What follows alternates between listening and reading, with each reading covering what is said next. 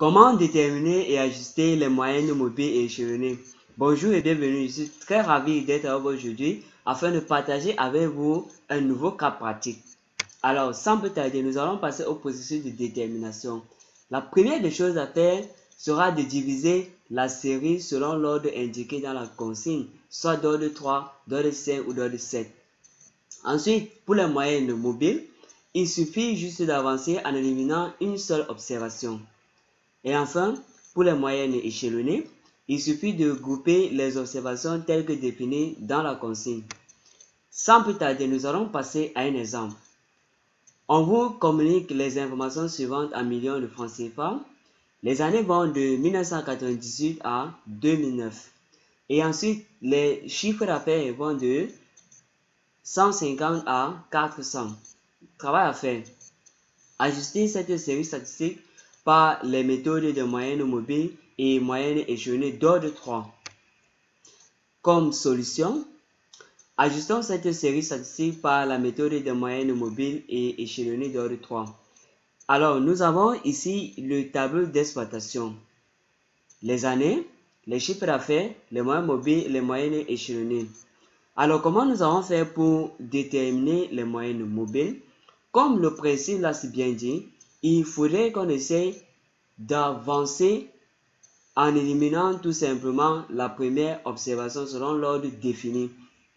Nous voyons très bien qu'ici, on doit essayer de diviser en 3. Soit nous avons pris 150 plus 200 plus 250 que nous avons divisé par 3 et c'est ce qui nous a donné 200. Ensuite, nous avons pris 200 plus 250 plus 300 divisé par 3 et ça nous a donné 250. Après, nous avons pris 250 plus 300 plus 350 qu'on a divisé par 3, ça nous a donné 300. Et nous avons fait la même chose jusqu'à la fin et obtenir 400.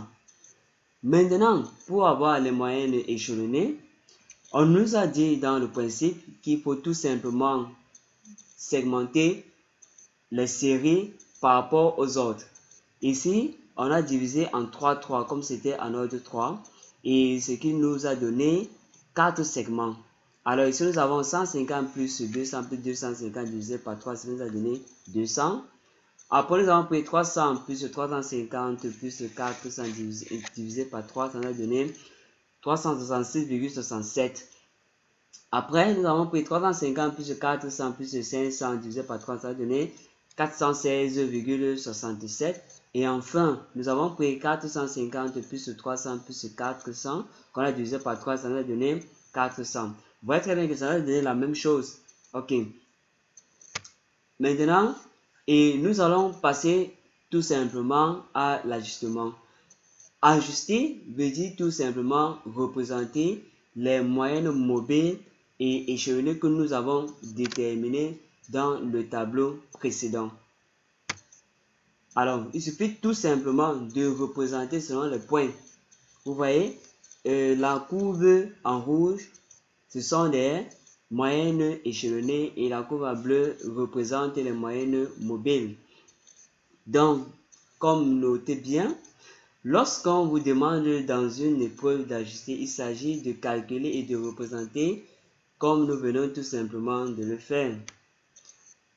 Pour la prochaine fois, nous allons voir